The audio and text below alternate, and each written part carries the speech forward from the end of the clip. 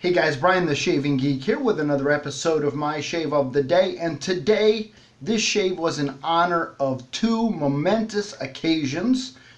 Two people that I either know or am acquainted with are celebrating very, very important milestones in their lives, and so today's shave was to commemorate that. First of all, Josh Beneda, I hope I'm saying your last name correctly, Josh. Josh was recognized as a Spotlight member in the shave market.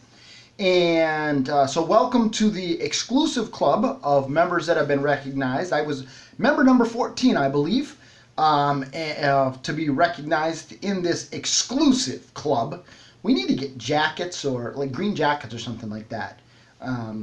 Say TSM on it. Something like that. We'll have to, Jason Spiegelman, make that happen. All right, but so congratulations, Josh, well deserved, and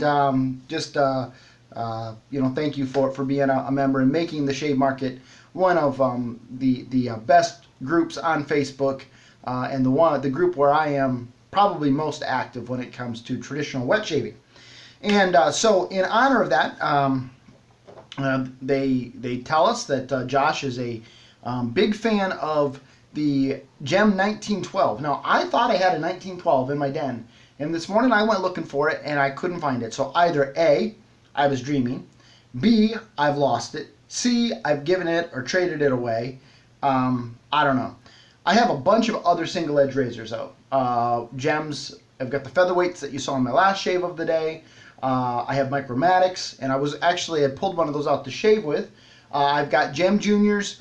But I went ahead and pulled out this Gem Junior just because it's probably the closest to a 1912. Honestly, I don't know the progression of gems. I'm not all that familiar. I know enough about them to be dangerous, but all of the different iterations, varieties, models that ever came out, I don't know what they, in what order they came out, all that kind of stuff.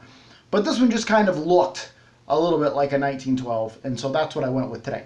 Honestly, not my favorite razor to use when it comes to my single edges. Still, the featherweight is my favorite, and I have another Junior with a plastic handle that I like. This has got a nice heft to it, but I just don't find it to be a very comfortable shaver. A little bit tuggy. No matter what blade I put it in, and no matter what shave I'm on, the shaves just never. It wasn't horrible, but they just never seem to get really good with this razor. But I still use it, enjoyed it, glad to have it. I think everybody should, I hesitate to say have a single edge razor of the Gem variety in their den, because I understand, if you don't like it, why keep it? But I do think that when you get into traditional wet shaving and you're kind of trying to figure out what works for you and whatnot, this is something that everybody should at least try once. When I say once, I am never somebody who thinks that you should just do one shave of the razor, and if it doesn't work for you, get rid of it. A lot of it is trying to figure out angles and technique and how much pressure you need to apply and all of those kinds of things. So, get a hold of one of these, do 4, 5, 6 shaves with it, see how it feels for you, and then, if you don't like it, move on. But I think everybody should give the single edges at least a try. Really enjoyed using that.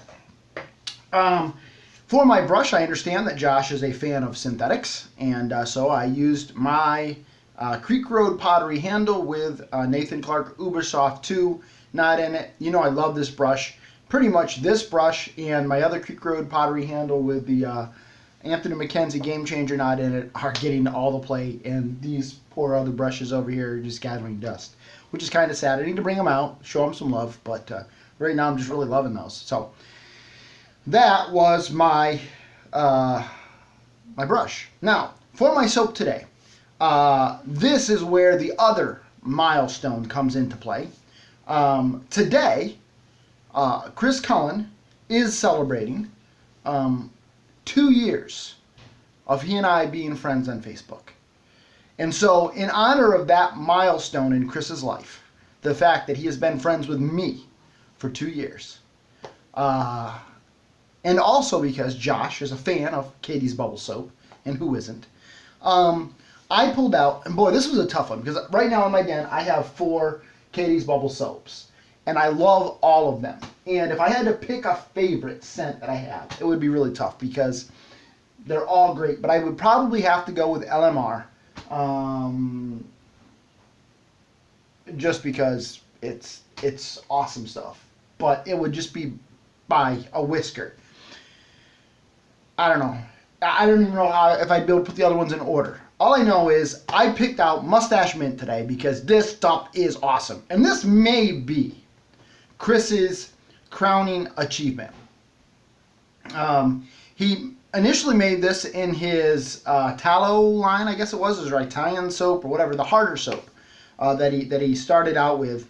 And then I begged and pleaded with him to make this for me in his, I guess, French style, or we'll call it, though, I don't even know. The softer soap. And I begged and pleaded with it, and he made it for me. And then he made a production run of it.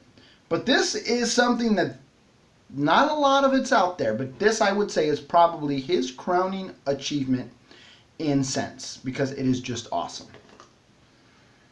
Whew! It is mint, it is tea tree, and it is fabulous. Just like my fabulous facial fur. No, all kidding aside, really enjoyed using this today. And yeah, I would have to say that his new formulation is a better formulation. I didn't believe it was possible, though, because his other formulation is so awesome. So, enjoyed using that today. And thanks, Chris, for being my friend, man. You know, a lot of love. All right. Yeah, there. For my aftershave today, I went with, because I don't really have any mint mustache, any mint scented aftershaves, but I find that this Pro Rosso just pairs well with it, and I really like it. I really, really love this stuff. This is one of those, I should say getting close, but it's getting down towards the bottom here, and this is one that when I Titanic this, it will be replaced because I really enjoyed it. I actually got that in a trade with Mr. Jason Spiegelman many, many moons ago. I think one of the first trades I ever made in shaving gear. So, just a lovely walk down memory lane, friendship with Chris. Josh, congratulations. Welcome to the hallowed halls of Spotlight members within the shave market. And to all of you, I wish you a lifetime of happy shaves. Have a great day, everybody.